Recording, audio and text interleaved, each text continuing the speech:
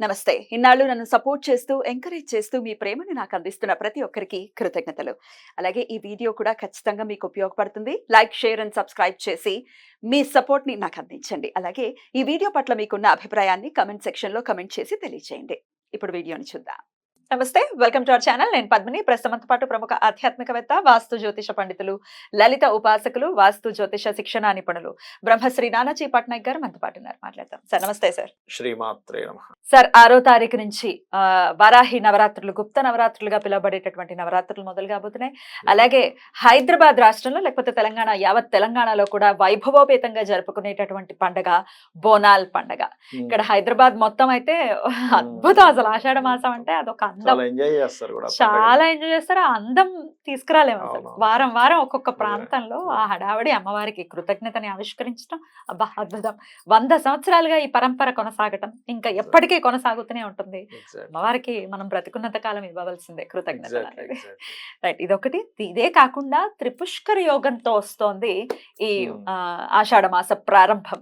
ఎలా చూడొచ్చు సార్ ఈ రోజుని, ఎలా వినియోగించుకోవచ్చు ఈ రోజుని? మొట్టమొదటిగా ఏంటంటే అందరికీ చెప్పేది ఒకటే, ఈ వారాహి నవరాత్రుల్లో మొట్టమొదటి డౌట్ అందరికి వచ్చేది ఏంటంటే, ఫోటో పెట్టుకోవచ్చా, చేయొచ్చా, పటం పెట్టుకోవచ్చా, చేయొచ్చా, చేయకూడదా?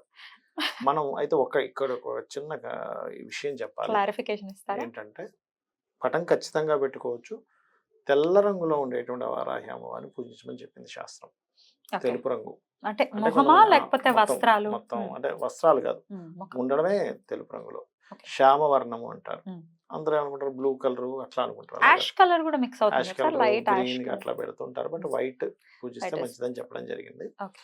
ఒకటే గుర్తుపెట్టుకోవాలి మనం, అమ్మవారు అసలు ఎవరు? వారాహి అంటే ఎవరు? వరాహస్వామి యొక్క శక్తి. ఆ వరాహమూర్తి ఎవరు? విష్ణుమూర్తి. మరి ఆ విష్ణుమూర్తి శక్తి అంటే ఎవరు? ఆవిడ లక్ష్మీ అమ్మవారు. స్త్రీ కాకపోతే ఇంకో రూపంలో ఉంది. అదే లక్ష్మీ అమ్మవారు ఇంకో రూపంలో ఉంది అక్కడ. అది మనం అర్థం చేసుకోవాలి. రెండవది ఏంటంటే, ఆ మూర్తిని పూజించడం ద్వారానో ధ్యానించడం ద్వారానో ఇబ్బంది అయితే లలిత అమ్మవారు పక్కన ఎందుకు పెట్టుకొని కూర్చుంటుంది? ఒకవైపు వారాహిని, ఒకవైపు శ్యామల అమ్మవారిని ఎందుకు పెట్టుకుంటుంది? ఇంకోటి ఏంటంటే, ఆవిడకి చెప్పినటువంటి వాటిల్లో సప్తమాతృకల్లో ఈవిడ 5వ మాతృక. ఆవిడ చేతిలో ఉండేటువంటి ఆయుధాలు కనుక చూసుకుంటే కనుక శంకు చక్రాలతో పాటు ఆ యొక్క నాగలి, రోకలి ఉంటుంది. నాగలి, రోకలి ఎందుకు ఉంటుంది అంటే, నాగలి దున్నడానికి, అన్నాన్ని ఇవ్వడానికి మనకి. రోకలి ఏంటంటే ఆ అన్నాన్ని దంచితే ఆ పొట్టు పోయి ఒడ్లు పోయి ఇదవుతుంది. అంటే ఏమిటి? చాలా స్వయంగా ఆవిడే దున్ని ఆవిడే మనకు అన్నప్రదాత అని మనం అర్థమవుతుంది. ఇప్పుడు అన్నప్రదాతని, లక్ష్మీ స్వరూపం మరో రూపం దాల్చిందని మనం పెట్టుకోకుండా ఉంటే ఎంతవరకు కరెక్ట్? అయితే పెట్టుకోకపోయినా పర్వాలేదు కానీ ఆవిడ్ని ఇష్టం వచ్చినట్టు మాట్లాడటం అయితే ఎప్పటికీ బాధని అనిపిస్తుంది. ఇంకోటి సంవత్సరం నుంచి ఇదే నడుస్తుంది. ఇప్పుడు ఇంకొక విషయం ఏంటంటే అమ్మా, ఇక్కడ ఆవిడ ముఖ్యంగా స్థిరత్వాన్ని ఇస్తుంది ఆవిడని పూజిస్తే. ఇంద్రియాల మీద స్థిరత్వాన్ని ఇచ్చేది వారాహి, మనసుని జ్ఞానాన్ని ఇచ్చేది శ్యామల, ఈ వీటిద్దరికి శక్తిని ఇచ్చేది లలిత అమ్మవారు. వీటి శక్తి ఎక్కడి నుంచి వస్తుంది? లలిత నుంచే వస్తుంది, అమ్మవారి నుంచే. అయితే ఈ దండనాథ అంటారు వారాహి అమ్మవారిని. అంటే ఏమిటంటే, ఈ యుద్ధానికి ప్లానింగ్ మొత్తం శ్యామల అమ్మవారు వేస్తే, యుద్ధం మొత్తం ముందుకు నడిపించడానికి వారాహి అమ్మవారు. అంటే నీ జీవితంలో కూడా నీ యొక్క ఆలోచన విధానాన్ని చూపించేది శ్యామల. నీకు శక్తినిచ్చి నీకు ముందుకు వెళ్ళి ధైర్యంగా నువ్వు ఒక అడుగు ముందుకు వెళ్ళని వస్తుంది. అంటే ఎక్కడైనా అపజయం కలుగుతున్నా సరే నువ్వు ఎక్కడా కూడా నాకు ఒక అమ్మవారు ఉందని ఒక ధైర్యాన్ని తెచ్చుకోవడానికి వారాహి. ముఖ్యంగా భూ సంబంధించిన వివాదాలు నేను చూశాను, చాలా మందికి భూ వివాదాలు ఇలా అయ్యాయండి. అమ్మవారిని చేసుకోండి అంటే క్లియర్ అయిపోయినవి చాలా ఉన్నాయి. ఇంద్రియ శక్తిని, భూ వివాదాలని మీరు అందుకే చూడండి, అంటే అది భూమికే ఎందుకు ఆపాదిస్తారనడానికి మీరు గమనించండి. వరాహమూర్తి అంటే ఎవరు? మామూలుగా తీసుకొచ్చారు. మామూలుగా పంది రూపంగా మీరు చూడండి అమ్మా, అది అన్ని జీవుల్లా కాకుండా భూమిని వాసన చూస్తూ తిరుగుతుంది. గమనించండి, భూమిని వాసన చూస్తూ తిరుగుతుంది. ఆ విష్ణుమూర్తి నాకు అప్పుడు ఏమనిపించింది అంటే, విష్ణుమూర్తి ఇన్ని జీవులు ఉండగా ఎందుకు ఆయన అవతారం ఎత్తాడా అనిపించింది. అంటే ఏమిటి? ఆయన దాచిపెట్టాడు దాన్ని. హిరణ్యాక్షుడు తీసుకెళ్లి సముద్రం గర్భంలో దాచేశాడు. ఇప్పుడు దాన్ని కనిపెట్టడం ఎలా? దాన్ని ఎవరైతే కనిపెట్టగలరో వాళ్ళే దాన్ని పట్టుకోగలరు. వరాహ అవతారం అయితేనే భూమిని కనిపెట్టగలరు, వేరే అవతారం అయితే కనిపెట్టలేదు.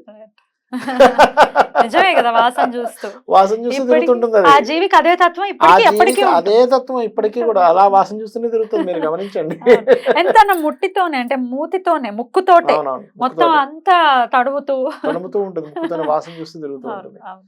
అందుకే ఆ యొక్క దీక్ష తీసుకునేవారు క్రీమ్ ఆర్ ఎల్లోయిష్ కలర్స్ వేసుకోవాలంటుంటారు. ఇప్పుడు అందుకే పవన్ పవన్ కళ్యాణ్ గారు కళ్యాణ్. కూడా అదే. ఎందుకు అంటే క్రీమ్ ఆర్ ఎల్లోయిష్ కలర్స్ భూతత్వానికి సంకేతం, ఓకే. భూమితత్వం. అందుకే ఇంట్లో కూడా మీరు నైరుతి గదిలో క్రీమ్ ఆర్ ఎల్లోయిష్ కలర్స్ వేయండి, ఉత్తరంలో వేయొద్దు అంటారు. ఎందుకంటే భూతత్వం అంటే బరువు వచ్చినట్టు అవుద్దని. ఓ ఓకే. ఉత్తరంలో వేయకండి, ఉత్తరంలో వైట్ కలర్ మనం వాస్తులో కూడా చెప్పాం, చెప్తాం. ఉత్తరంలో వైటే ఉండాలి అని. అట్లా అన్నమాట. రైట్. ఎందుకు ఆ వస్త్రమే ఎందుకు? భూతత్వం స్థిరతత్వం, ఓపికనిచ్చారు. అందుకే భూమికి బోల్డంత ఓపిక ఉందంటాం. అవును. అమ్మో నీకుంత ఓపిక ఎవరికి లేదమ్మా అంటాం. అందుకని భూమికి వర్ణం చూసి తీసుకుంటే cream, yellowish colours, goldenish colours ని భూతత్వంగా తీసుకుంటారు. Right sir. అయితే ఈ యొక్క వారాహి అమ్మవారి యొక్క ఇవి చేసేటప్పుడు కలశం నార్మల్ గా పెట్టుకోవచ్చు, పెట్టుకోవచ్చా? తప్పేం లేదు. ఆనమైతే లేని వాళ్ళు సార్ లేని వాళ్ళు పెట్టుకోకుండా ఫోటో మామూలుగా పెట్టుకోవచ్చు, ఫోటో. తప్పేం కాదు. శ్రీచక్రం పెట్టుకొని శ్రీచక్రం మీద పూజ చేసుకోవచ్చు. వారాహి అమ్మవారి పటము శ్రీచక్రాన్ని పెట్టుకొని, శ్రీచక్రం దగ్గర లేదని అమ్మవారి పటం దగ్గర కూడా మీరు పూజ చేసుకోవచ్చు, అమ్మవారి పాదాల దగ్గర చేయొచ్చా? పాదాల దగ్గర చేసుకోవచ్చు. ఉగ్ర స్వరూపంగా చెప్తారు కాబట్టి అమ్మవారిని ఏ దిక్కున పెట్టమంటారు సార్? అయితే ఇంట్లో మనకి వాస్తు శాస్త్రంలో ఏం చెప్పారంటే దక్షిణాగ్నేయంలో పెట్టుకోమని చెప్పారు. ఉగ్రస్వరూప దేవతలను ఎవరైనా వారాహి అనే కాదు, మీరు ఉగ్రస్వరూపాన్ని దేనైనా నరసింహస్వామి, ఆంజనేయ స్వామి, శక్తి స్వరూపం ఇవన్నీ కూడా దక్షిణ నైరుతి. ఎందుకంటే దక్షిణాగ్నేయం, ఎందుకంటే దక్షిణాగ్నేయంలో వాస్తులో 15 మంది శక్తి దేవతలు ఉంటారని చెప్తారు. అక్కడ కనుక ఎవరైనా తెలియక ఏదైనా బాత్రూమ్ కట్టుకున్నారనుకోండి, ఇంట్లో ఉండే వాళ్ళ శక్తి నశిస్తుంది. అందుకే వాస్తులో దీనికి ఒక శ్లోకం ఉంటుంది, దక్షిణాగ్నేయ మృదయే ఆజ్యగేహ ప్రశస్తయేతని. అంటే ఇంత ఆజ్యము గేహ అంటే మనకి నెయ్యి పెట్టమంటారు అక్కడ. దేవత నెయ్యి తీసుకుంటుంది, నెయ్యి వాటికి ఆహారం కదా హోమంలో. అందుకని నెయ్యి బాటిల్ అక్కడ ఒకటి పెట్టండి అంటూ ఉంటారు. అంటే అక్కడ ఆ శక్తి దేవతలకు ఆహారంగా ఇచ్చినట్టు అవుతుంది. ఒకటి మీ ఇంట్లో ఉండే వాళ్ళకి కూడా శక్తిహీనులుగా ఉండేటువంటి వారికి శక్తి వస్తుంది అని. అద్భుతం. అయితే ఈ నవరాత్రులు ప్రధానంగా ఉదయం నిద్ర 4 o'clock నిద్ర లేవాలమ్మా. నిద్రలేసి చక్కగా స్త్రీలైతే కంఠస్నానము, పురుషులైతే శిరస్నానం చేయాలి. చేసి వారాహి అమ్మవారికి చక్కగా అలంకరణ చేసుకొని వారాహి అమ్మవారి అష్టోత్తరాలు చదువుకొని పూజ చేసుకోవచ్చు. బీజాక్షరం ఉందండి, మేము గురువుల ద్వారా తీసుకున్నాము, మేము చేస్తాము అంటే గురువుల ద్వారా పొందిన వాళ్ళు పొందొచ్చు. అయితే ఇక్కడ నేను మీకు ఒక విషయం చెప్పాలి. ఇప్పుడు కొంతమంది వీడియోలు వీళ్ళు చేయకూడదు, మీరు ఎందుకు చేస్తున్నారని పెడుతుంటారు. వాళ్ళ మీద మనం అయ్యో వీళ్ళు చేయకూడదని వీడియోలు చేస్తున్నారంటే అనుకోవడం కంటే కూడా దీనిలో ఉండే మర్మం మనం తెలుసుకోవాలి. ఒకటి దీన్ని గుప్త నవరాత్రులు అంటారు. గుప్త నవరాత్రులు అంటే మీరు బహిర్గతం చేయకూడదు, మీరు చేసే పూజ బయటకు తెలియకూడదు, బయటకు హడావిళ్ళు చేయకుండా ప్రశాంతంగా అది దాని అర్థం చేయాలి. ఒకటి. రెండవది ఏమిటంటే అమ్మ, ఇది ఇక్కడ ఈ శక్తి దేవత సంబంధించినటువంటివి చేసిన వారికి ఆ దేవత ఎలా అనుగ్రహిస్తుంది అంటే, మిమ్మల్ని మీ మీద ఎవరైనా సరే శత్రువులు వస్తున్నారు, మీ ప్రమేయం లేకుండా ఆ శత్రువు నాశనం చేస్తుంది. మీరు కోప్పడుతున్నారు అనుకోండి, ఆ ఎనర్జీ అట్లా ట్రాన్స్ఫర్ అయిపోయి వాళ్ళకి ఇబ్బందిని ఇస్తుంది. అదే ఎట్ ది సేమ్ టైం మీకు ఇబ్బందిని ఇస్తుంది. అంటే మీకు ధర్మబద్ధంగా మీరు కోప్పడకుండా ఇంకో రూపంలో కోపాన్ని చూపించి ఈ దేవత వెళ్ళి అక్కడ ఏదైనా సరే చూపించినప్పుడు ఇది వీళ్ళకి నష్టం, వాళ్ళకి నష్టం. కాబట్టి పాతకాలంలో ఒక మంత్రం ఇచ్చేటప్పుడు సంవత్సరం నుంచి 5 సంవత్సరాల పాటు అబ్జర్వేషన్లో పెట్టుకుని అప్పుడు కానీ మంత్రం ఇచ్చేవారు కదా ఇలాంటివి. ఇప్పుడు మనకి విరివిరిగా దొరికిపోతున్నాయి ఎక్కడ పడితే అక్కడ. కాబట్టి అందరూ చేయకూడదు అంటుంటారు, అంతకుమించి ఏం లేదు అక్కడ. రైట్. గుప్త నవరాత్రులకు ఉన్న పేరు అది, దాని అర్థం అది. అంటే గుప్తం కాబట్టి అందరూ చేసేయకూడదు, అసలు జోలికి వెళ్ళకూడదు, హడావిడి చేయకూడదని, హడావిడి చేయకూడదని, చేయకూడదని హడావిడి చేయకూడదు, తప్పు. ఇది ఇంకా బాగుంది, చేయకూడదని హడావిడి చేయకూడదు. అమ్మవారికి ఏ నైవేద్యం ఇప్పుడు చేస్తుందంటే చేయకూడదని హడావిడి చేస్తున్నారు. చచ్చిపోతున్నాం వెళ్ళలేక. బాబాయ్ లక్ష్మీదేవికి ఇంకో రూపం రానైనా చేసుకుంటే ఏంటి తప్పు అంటే ఏమిటేమిటో. సర్లేండి, ఎవరికి అనుగ్రహం ఉంటుందో వాళ్ళు చేసుకుంటారు. ఇంకోటి ఏంటంటే శక్తి దేవత ఆరాధన చేయాలంటే, అసలు అమ్మవారి ఆరాధన చేయాలంటే ఫస్ట్ మనకి యోగం ఉండాలి. అంతే కదా. ఇక్కడ ఏమవుతుందంటే కలి ప్రభావం వల్ల ఎవరైతే చేయకూడని యోగం ఉంటుందో వాళ్ళు అలాంటివన్నీ విని అమ్మో నిజమేనేమో అని ఆగిపోతారు. ఎవరికైతే అమ్మవారి అనుగ్రహం ఉంటుందో ఇవన్నీ కాదు, ఇదంతా కలిమాయ మనల్ని కమ్మేస్తుంది. అమ్మో అమ్మవారి పాదాలు పట్టుకోకపోతే ఇంకెవరిని పట్టుకుంటాం, అమ్మ దగ్గరికి కాకపోతే ఇంకెవరి దగ్గరికి వెళ్తాం వాళ్ళు చేస్తారు. కాకపోతే ఈ శక్తి దేవత ఆరాధన చేసేటప్పుడు కామ క్రోధాది వికారాదుల్ని మనం పట్టుకోవాలి. ఎవరి మీద కోప్పడ్డాం, చిరాకు పడ్డవి కాదు. కనబడుతున్న ప్రతిదీ కూడా శక్తితో కూడా, ఈ భూమి మీద ఉన్న ప్రతి వస్తువుకి శక్తి అమ్మవారు కదా అనే భావంతో ఉండాలి. తప్పకుండా. అయితే ఈ అమ్మవారికి ఏ ప్రసాదం నైవేద్యంగా ప్రతినిత్యం పెట్టచ్చు, అలాగే నియమాలు ఏం పాటించాలి, ఇట్లాంటి ప్రశ్నలు కూడా వస్తాయి సార్. ఒకటి, నేల మీద నిద్రించడం, బ్రహ్మచర్యం పాటించడం, లేదా చాప వేసుకోవచ్చు. బ్రహ్మచర్యం పాటించడము. ఈ 9 రోజులు కూడా పర్టికులర్గా మాంసాదికి సంబంధించినవి దీక్ష తీసుకునేవారు. మిగతా వాళ్ళ ఇష్టం చెప్పలేము. దీక్షగా ఉండి పూజ చేసేవారు తీసుకోకుండా ఉండాలి. ఇంకోటి ఏంటంటే, ఇక్కడ నైవేద్యము శాస్త్రంలో చెప్పినటువంటిది ఏంటంటే, మీకు హ్యాపీనెస్ లేదనుకో పాయసాన్నం పెట్టమని చెప్తుంది శాస్త్రం. లేదండి నాకు అన్ని పనులు స్లో అవుతున్నాయి, ఏది ముందుకు కదలట్లేదు, ఎక్కడ వేసిన గొంగలు అక్కడే ఉంది, అమ్మవారికి బెల్లముతో చేసిన గూడాన్న ప్రియ అంటారు, బెల్లముతో చేసిన పదార్థాన్ని గనక అమ్మవారికి గనక పెట్టినట్లయితే అమ్మవారు అనుగ్రహం ద్వారా అప్పటి నుంచి కదులుతాయట. అదేవిధంగా గురుబలం లేదండి ఏ పని చేయాలన్నా, ఇప్పుడు మనం టెంపుల్స్ లో చూస్తుంటే, అయ్యగారు నాది నక్షత్రం, నీ గురుబలం లేదు పో అంటాడు ఆయన. అరే గురుబలం లేదండి అనిపిస్తుంది. ఇప్పుడు కాదులే పో సంవత్సరం అంటాడు. అప్పుడేంటి, గురుబలం లేదని భయపడకుండా అమ్మవారికి గనక పులిహోర, లేకపోతే పసుపుతో తయారు చేసిన అన్నము కానీ, నేతితో తయారు చేసిన, హైద్రాన్న రసిక అనేటువంటి నామం కూడా ఉంటుంది కాబట్టి, నేతితోని లేదా పసుపుతో తయారు చేసిన అన్నాన్ని కనుక నైవేద్యంగా పెట్టినట్లయితే కూడా తగ్గుతుంది.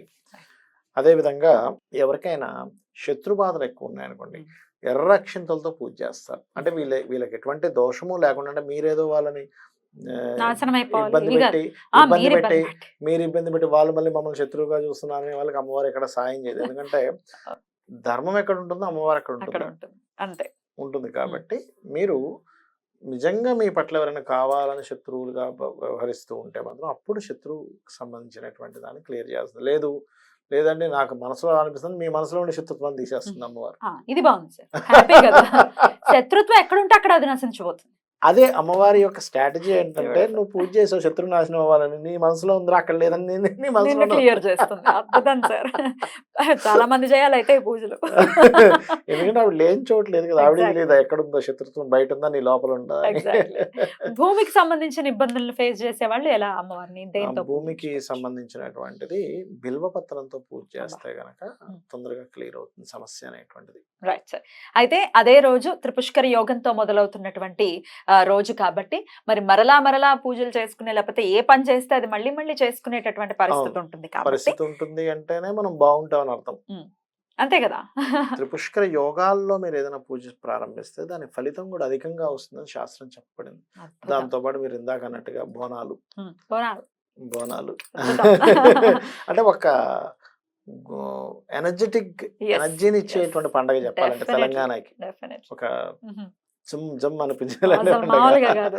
గ్రామ దేవతలకు అలాగే ఎనర్జెటిక్ గానే చేయాలి. పుట్టింటికి వస్తారు, మళ్ళీ మెట్టినింటికి. అవసరమైనటువంటి ప్రలోభాలకు వెళ్లకుండా తల్లిని మనస్ఫూర్తిగా శరణాగతి చేసే తల్లికి ఖచ్చితంగా అమ్మవారి అనుగ్రహాన్ని ప్రతి ఒక్కరూ పొందాలని మనస్ఫూర్తిగా కోరుకుంటూ చాలా అద్భుతంగా వివరించారు సార్. కృతజ్ఞతలు. నమస్కారం. శ్రీమాత్రే నమః.